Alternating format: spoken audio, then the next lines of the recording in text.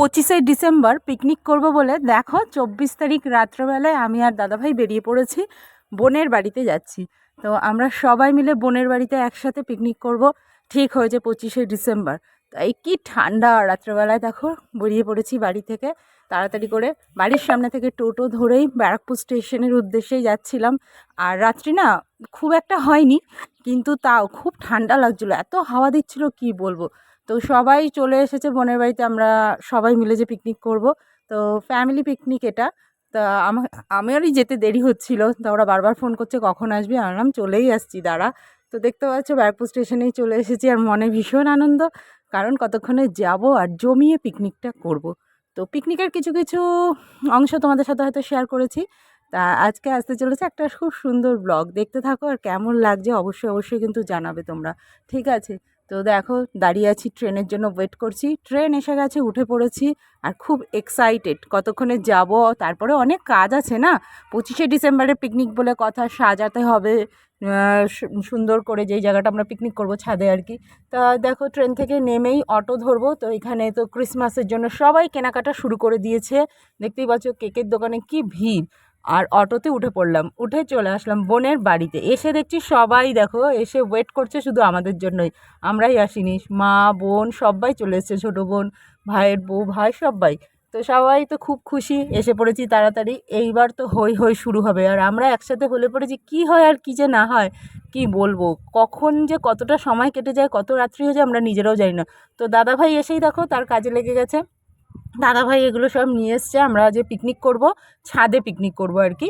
তো সেইটা সাজানো গোছানো হবে, 25শে ডিসেম্বরের পিকনিক বলে কথা, তো সুন্দর করে না সাজালে হয়। আর বাচ্চাগুলো খুব এক্সাইটেড, তো সুন্দর করে দেখো সেগুলোই রেডি করছে দাদাভাই, যে তাড়াতাড়ি করে রাতেই এগুলো গুছিয়ে রাখি, কারণ দিনের বেলা তো সময় পাবো না। আর সারা দিনের পিকনিক আমাদের, সকাল থেকে শুরু হবে, একদম রাত অবধি পিকনিক চলবে।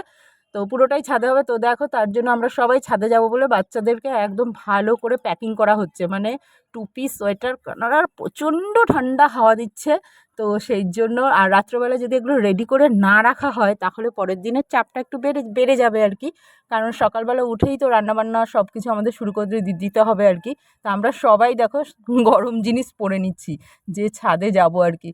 আর এইখানে দেখো স্টারটাকে লাইটিং হচ্ছে, সেটা দাদাভাই টেস্ট করে নিল, সুন্দর করে টুনিটাকে লাগিয়ে নিয়েছে স্টারের মধ্যে, যাতে লাইটিংটা হয়।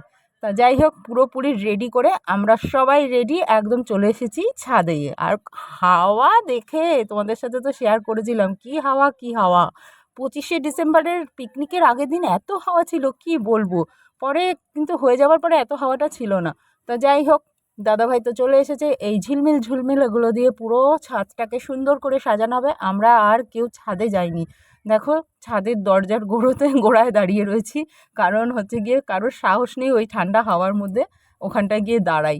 তা দাদাভাই একা কাজ করবে, তার জন্য এইখানটা আমরা যে ছাদের যে ঘরটা রয়েছে, চিলেকোঠাটা, ওখানেই বসেছিলাম আর কি।